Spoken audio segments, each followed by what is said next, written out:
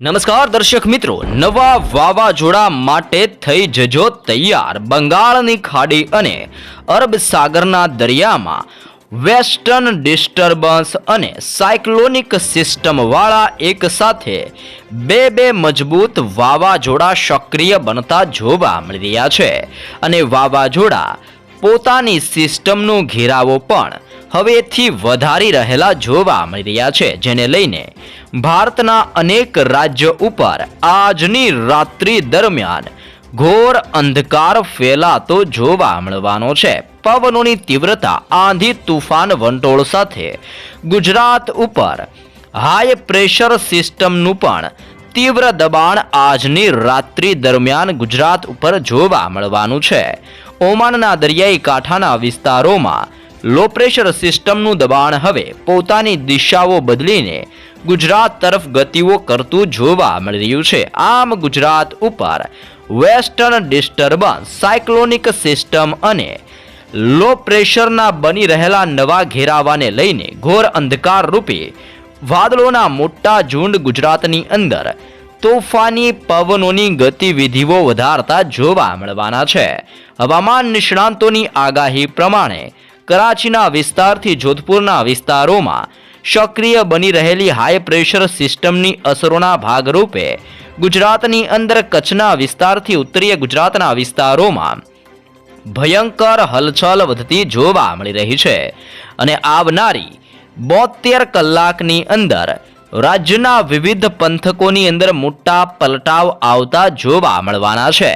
સિસ્ટમોની ગતિવિધિઓ અને આવી રહેલા મોટા પલટાવને લઈને ગુજરાતની અંદર કચ્છ, ઉત્તર ગુજરાત, મધ્ય ગુજરાત, દક્ષિણ ગુજરાત અને સૌરાષ્ટ્રના દરિયાઈ કાંઠાના ભિન્ન ક્ષેત્રોની અંદર સતત દબાણ સક્રિય બનીને અસરો દર્શાવતું જોવા મળી શકે છે. આમ ગુજરાત ઉપર એક બાદ એક બની રહેલા સિસ્ટમના મજબૂત ઘેરાવાને લઈને આજની રાત્રિથી ગુજરાત ઉપર ઉથલ પાથલ સર્જાતી જોવા મળવાની છે. ફરીથી ગુજરાતમાં આકાશ પાતાળ એક થતું જોવા મળવાનું છે અને ગુજરાત ઉપર નવા સંકટના ઘોર વાદળો પણ અત્યારે ગુજરાત ઉપર ફેલાતા જોવા મળવાના છે. તમે લાઈવ પણ જોઈ શકો છો કે એક સિસ્ટમ બિલકુલ ગુજરાત ઉપર અત્યારે હાઈ પ્રેશરનું દબાણ વધતું જોવા મળી રહ્યું છે અને ગુજરાત ઉપરથી સિસ્ટમનો ઘેરાવો પણ પસાર થઈ રહેલો જોવા મળી ચૂક્યો છે.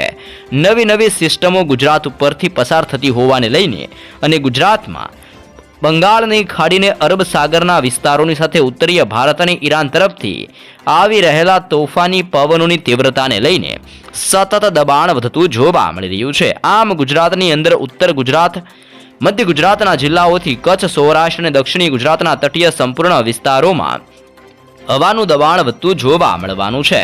તમે લાઈવ પણ જોઈ શકો છો કે અત્યારે આવી રીતનો ઓમાન તરફથી સિસ્ટમનો ઘેરાવો ગુજરાત તરફ પોતાની દિશાઓ દર્શાવી રહેલો જોવા મળી રહ્યો છે. પવનોની તીવ્રતા ઓમાનની અંદરથી અત્યારે ગુજરાત તરફ ગતિઓ કરતી જોવા મળી રહી છે. તે જ રીતે અફઘાનિસ્તાનના વિસ્તારથી પાકિસ્તાનના વિસ્તારોમાંથી ઠંડા અને ભેજયુક્ત પવનની દિશા ગુજરાત ઉપર જોર દર્શાવી રહેલી જોવા મળી રહી છે. વધી રહેલા દબાણ અને ગુજરાતમાં સક્રિય બનતા જોરને લઈને કચ્છના વાતાવરણ ઉપર મોટા પલટાવની આગાહી કરવામાં આવી છે, જેમાં રાપર, ગાંધીધામ, ખાવડ, બારડોલી, માંડવી, નળિયા અને કચ્છના લખપતના વિસ્તારોની અંદર આજની રાત્રિથી ઠંડીનું જોર વધતું જોવા મળવાનું છે અને આવનાર 3 દિવસમાં કચ્છ ઉપર ઘોર અંધકાર રૂપે વાદળોના મજબૂત ઝુંડની સાથે માવઠાનું નવું સંકટ કચ્છ ઉપર ફરીથી વધતું જોવા મળી શકે છે. સિસ્ટમોની અસરો અને ગતિવિધિને લઈને માંડવી, ગાંધીધામ, રાપર, ખાવડ, બારડોલી, નળિયા અને લખપતના વિવિધ ક્ષેત્રોમાં સિસ્ટમનું દબાણ રાત્રિ દરમિયાન જોર દર્શાવતું જોવા મળી શકે છે. આમ ગુજરાતના સંપૂર્ણ વિસ્તારોમાં મોટા પલટાવની આગાહી કરવામાં આવી રહી છે. તોફાની પવનોની તીવ્રતા સાથે ગુજરાતની અંદર કચ્છના સંપૂર્ણ વિસ્તારોમાં ભારે હલચલ રાત્રિ દરમિયાન વધતી જોવા મળવાની છે.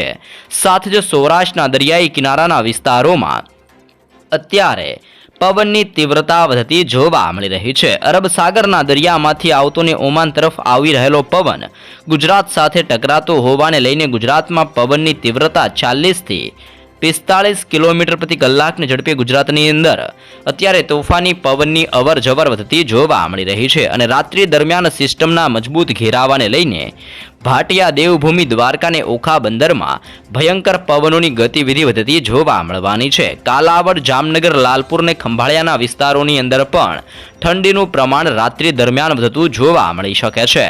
તે જ રીતે પોરબંદર, કુતિયાણા, ઉપલેટા, જેતપુર, જૂનાગઢ, કેશોદ, કડાચ, વિસાવદર, બગસરા અને ધારીના વિસ્તારોની અંદર પણ ઠંડીના પ્રમાણની અંદર વધારા થવાની શક્યતા દર્શાવવામાં આવી રહી છે. દરિયાઈ કાંઠાની અંદર માંગરોળ, વેરાવળ, કોડીનાર, ઉના, તુલસીશામ, રાજુલા અને મહુવાના ભિન્ન ભિન્ન ક્ષેત્રોની અંદર પણ પવનોની તીવ્રતા અને સિસ્ટમની ગતિવિધિઓ વધતી જોવા મળી શકે છે.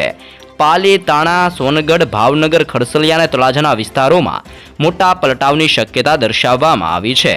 સાથે સાથે બરવાળા, બોટાદ, ગઢડા, જસદણના વિસ્તારથી બાબરાના વિસ્તારોની અંદર, અમરેલીના પંથકથી બગસરા, જેતપુર, ગોંડલના ભિન્ન ભિન્ન ક્ષેત્રોની અંદર, તે જ રીતે રાજકોટના વિસ્તારથી ચોટીલા, રાણપુર, ધંધુકાના વિસ્તારોની અંદર, લીંબડીના ક્ષેત્રોથી લઈને સુરેન્દ્રનગર, થાણ, વાંકાનેર, મોરબી, સાવડીના વિસ્તારોની અંદર અને માવિયાના વિસ્તારથી હાલવડ અને ધાંગધ્રાના વિસ્તારોની અંદર મોટા પલટાવની શક્યતા સંપૂર્ણ સૌરાષ્ટ્રના દરિયાઈ કાંઠાના વિસ્તારોને લઈને દર્શાવવામાં આવી રહી છે. આમ એક તરફ કચ્છ અને બીજી બાજુ સૌરાષ્ટ્રના દરિયાઈ કિનારાના તટીય વિસ્તારોમાં આજની રાત્રિથી ભયંકર જોર વધતું જોવા મળવાનું છે.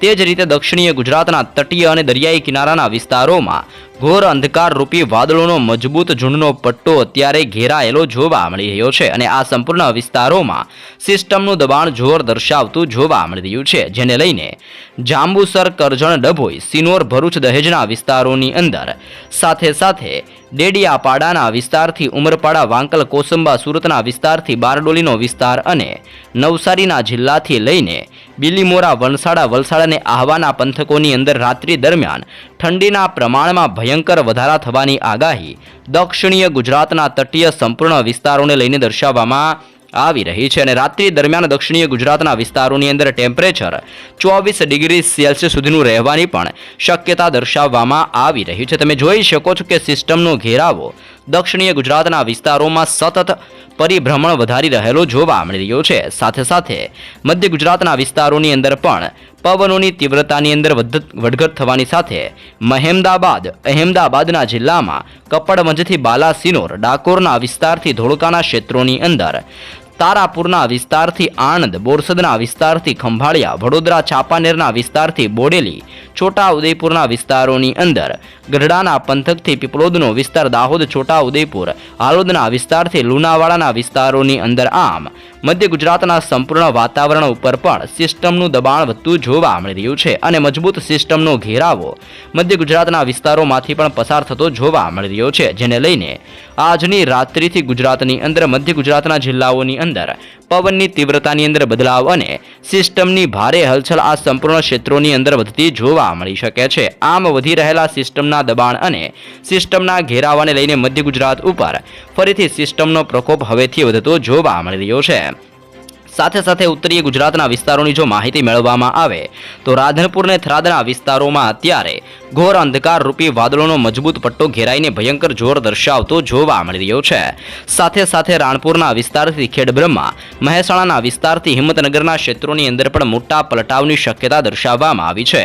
આમ ઉત્તરીય ગુજરાતના સંપૂર્ણ વાતાવરણ ઉપર સિસ્ટમની ગતિવિધિઓ અને તોફાની પવનોની હલચલ વધતી જોવા મળવાની છે, જેને લઈને ગુજરાતના સંપૂર્ણ વાતાવરણની અંદર આવનાર 3 દિવસની અંદર એકાએક મોટા પલટાવ સાથે ભયંકર સિસ્ટમની અસરો વધતી જોવા મળવાની છે.